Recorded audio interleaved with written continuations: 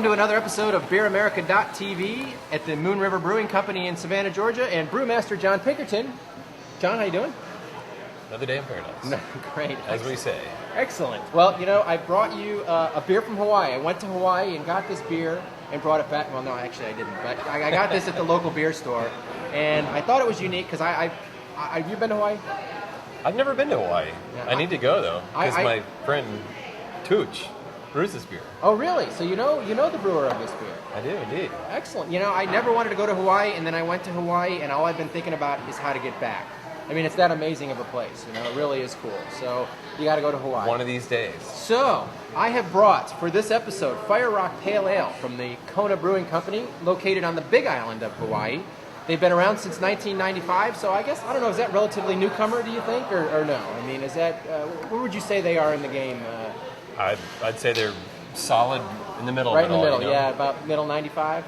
Absolutely, yeah. I mean, the 90s were just a major jumping off point for a lot of breweries.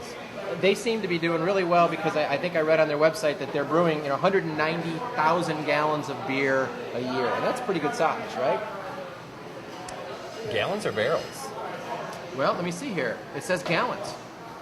Seems like they're doing more than that, but I don't really? know. Yeah, well, to me that seems huge.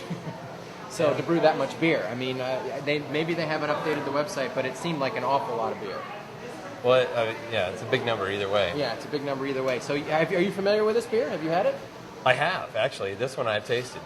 All right, well, let's... it's darn tasty. I have actually had it in the past, but what I thought was unique about it, not only the fact that it was from Hawaii, which is awesome, if I haven't said that already, like twice, but there's like a ton of like hops in it, and there was a lot of stuff... Oh, sorry, I didn't catch up with you there. See, I have a report again. Yeah. I'm just thirsty. You're just thirsty. and I'm supposed to leave room in the glass so I can swirl. Yeah, that was like in episode 1, I think we covered that. So see, the teacher is dropping the ball here.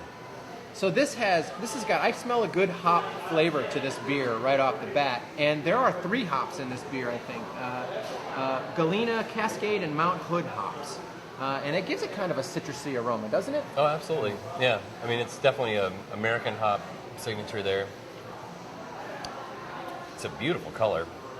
Wow. And to me, you can really taste the hops. But to me, it doesn't it's not overpowering, I guess, like an IPA would be. Would that be... Yeah, that's accurate. I mean, it's a pale ale, so it should land kind of in the middle there as far as bitterness is concerned. One of the things that strikes me about this beer is that it's very well balanced. You have a nice support of what I'm guessing is probably some caramel malt there, between that and the bitterness. And they said that for food, and I like to mention food once in a while because, you know, so many people like to enjoy a good bottle of wine with food. Well, you know what? You can enjoy American craft beer with food, any type of food. And I really want to stress that, you know, you don't always have to drink wine. You can drink a good quality American craft beer. And they say that this would stand up well, and I think I would tend to agree, with heartier meals. They say barbecue, this would be good, but it also would stand up well with chicken or a salad or something because of what you just said. You know, it's not really overpowering. Yeah, exactly. Either way, well balanced. Yeah, it's hit the nail right on the head there. One of the things that really impresses me about this is, I mean, it's traveling an awfully long way, and it still tastes pretty darn fresh. That is a serious credit to the skill of the brewers. Greg, who is our videographer the last few episodes, Greg, why don't you come in and try this? Because I think that you would enjoy this. You need a... let's get you a proper here we glass. Glass, special glass. Greg, everyone, just in case you can see Greg. I don't know if you can see part of your face or not because you left the camera, but go ahead and try it. Greg tries them after John and I are done talking about them. He, of course, indulges, and I don't know. Stuff your nose right Any thoughts? You need to come around to the mic. Any thoughts? I'm going to have another sip first. All right, so Greg's going to have another sip. He traveled all the way from Hawaii, so Greg should get involved. It's very tasty. Very tasty. So there you go. Very tasty from Greg. Outstanding. But I really enjoyed this beer, and again, you know, right, it came all the way from Hawaii. That's a good point. It does, and that's a, wouldn't you say it's true with a lot of craft beers that many of them age well? I mean, even if do they age well because of the ingredients used, or no? Is that not Yeah, true? that's a little touchy, because most of the ales, most of the beers that we brew in the craft brewing industry are best if consumed fresh. Fresh. Okay. Very fresh, and that's part of the big selling point. Now, there are there's more of a niche in the craft brewing business where we take stronger ales, for instance, and age them. But they're kind of different animals, because when you brew a stronger beer, you start with a lot more kind of rougher chemical components that will improve over time.